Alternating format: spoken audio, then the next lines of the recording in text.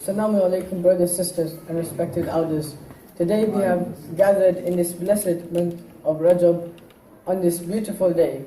Not just because of the weather today, but because we are here to celebrate the birth of our first Imam, none other than the commander of the faithful, Imam Amir al-Mu'minin Ali ibn Abi Talib alayhi salatu wassalam.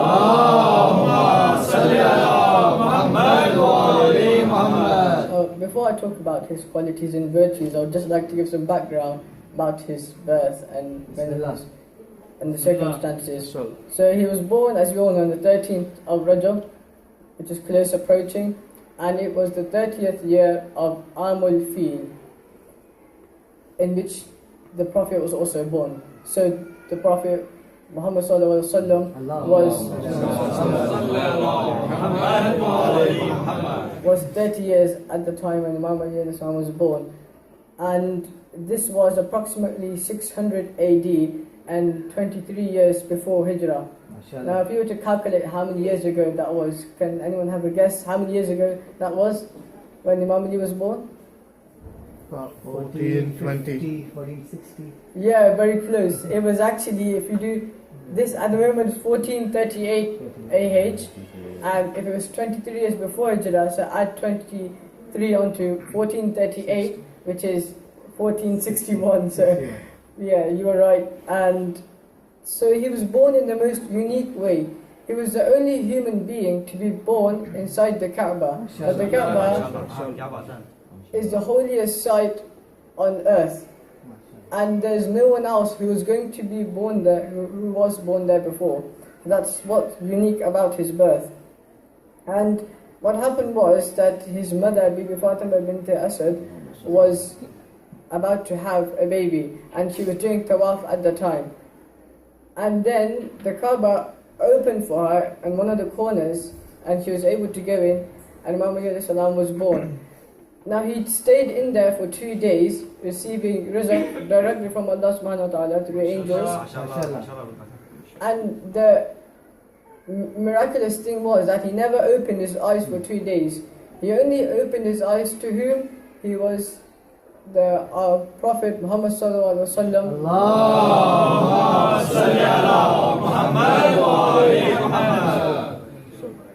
So the first person that Imam Ali saw was our Prophet. And in this moment, something amazing happened.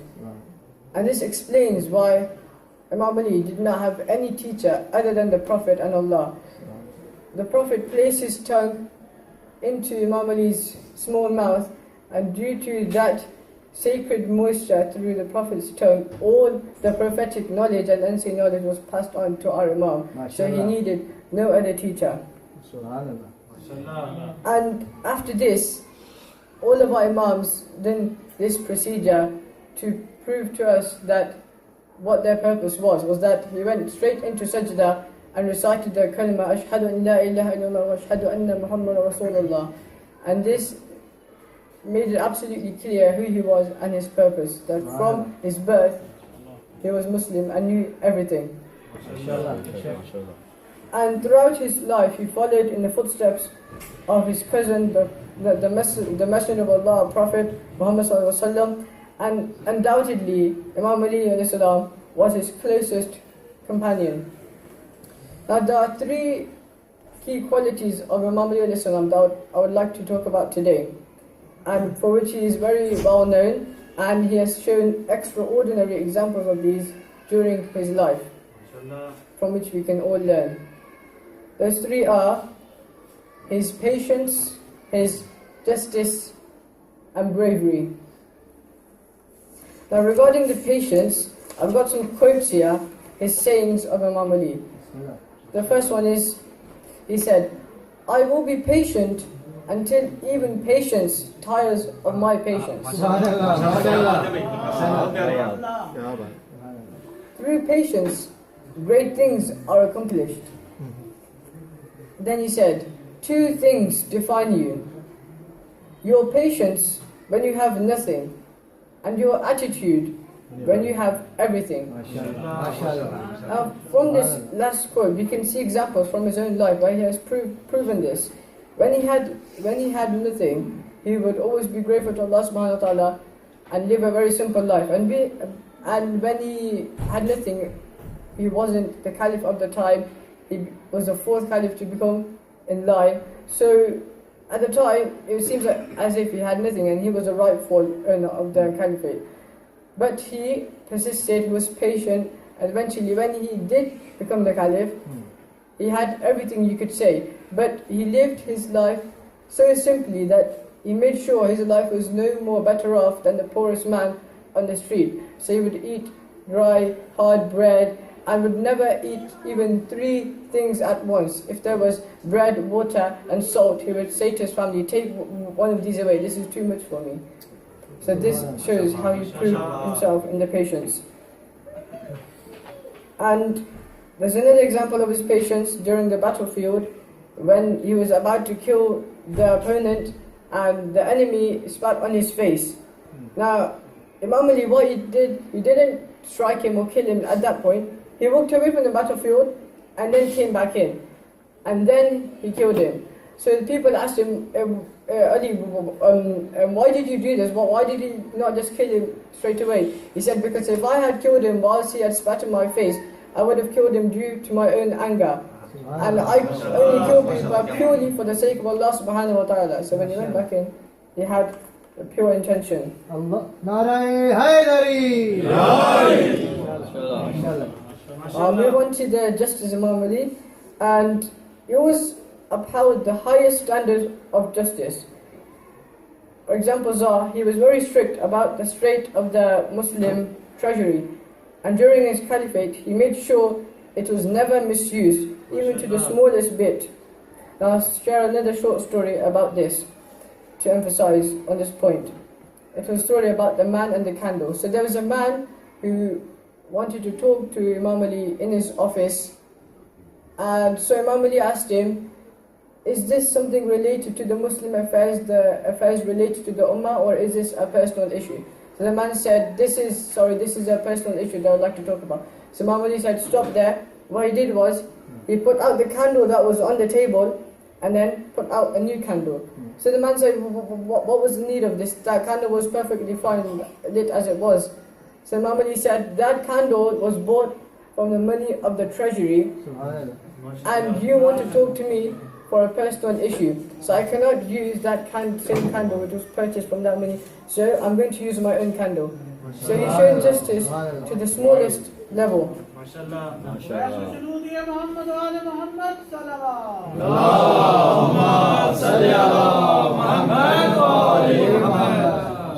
And one more story is about the shield and the Jewish man. So I believe whilst Imam Ali alayhi salam was praying, he left his shield on the side, and when he finished praying, the shield was no longer there. And he began to look for it and seen it in a market. And Imam Ali knew that it was his shield, it had his markings on it. So he said to, that man was a Jewish man, by the way, and he said to the man, this is my shield, it's got my engraving on it, can you return it to me please? So the man said, no, he insisted, no, this is mine, I'm going to sell this, if you want to buy it you can. But Imam Ali said, this is mine. So the matter, instead of escalating the matter, he decided to take the man to court. He took the Jewish man to a Muslim court with a Muslim judge. Now the Muslim judge was very well aware who Imam Ali was. And Imam Ali had made sure that he was very objective and not subjective towards him. So they were both in court, standing next to each other. And then the Jewish man, Imam Ali told the judge that this man has taken my shield. So the judge said, what evidence do you have that he's taken your shield? So Imam Ali said, I've got my son Hassan.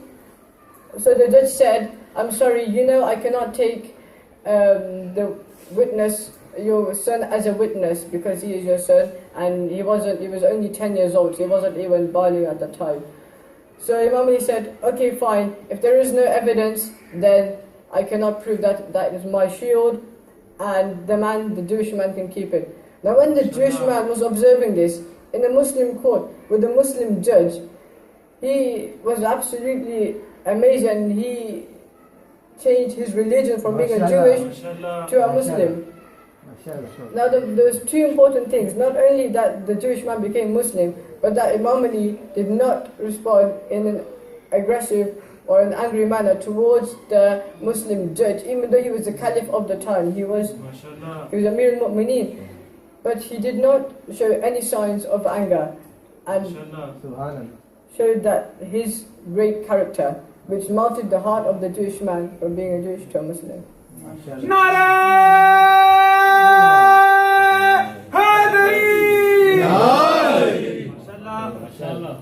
Moving on to bravery. Now we all know the bravery of Imam Ali alayhi salam. He was undefeated on the battlefield. No one dared to go around him or even try to kill him. That is why he only wore armor on the front of his body. He didn't even have armor on his back because he knew no one would be able to go behind him.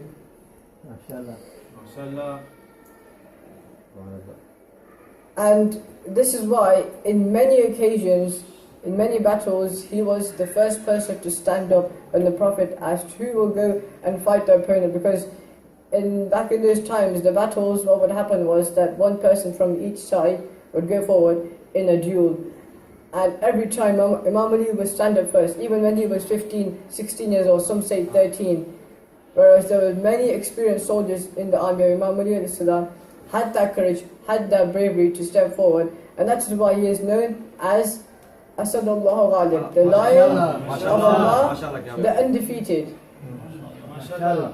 And he was only, not even defeated, but killed in the most coward way from behind when he was praying.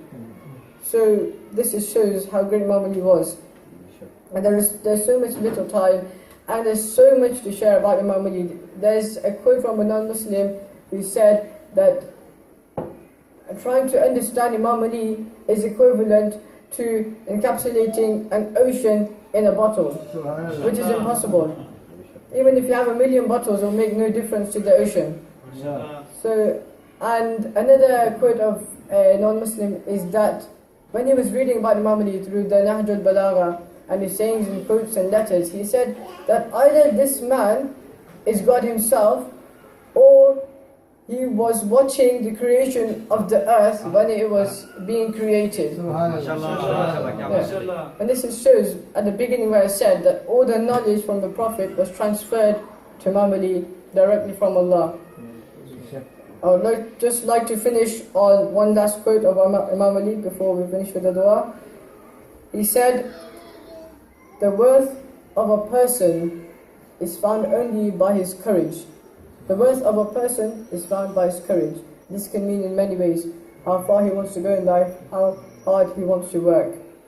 And may Allah subhanahu wa ta'ala, by the sake of Muhammad wa Ali Muhammad, make us true followers of Imam Ali in our every day-to-day lives. We pray for the hastening of the repentance of our 12th Imam, Muhammad Mahdi alayhi salam,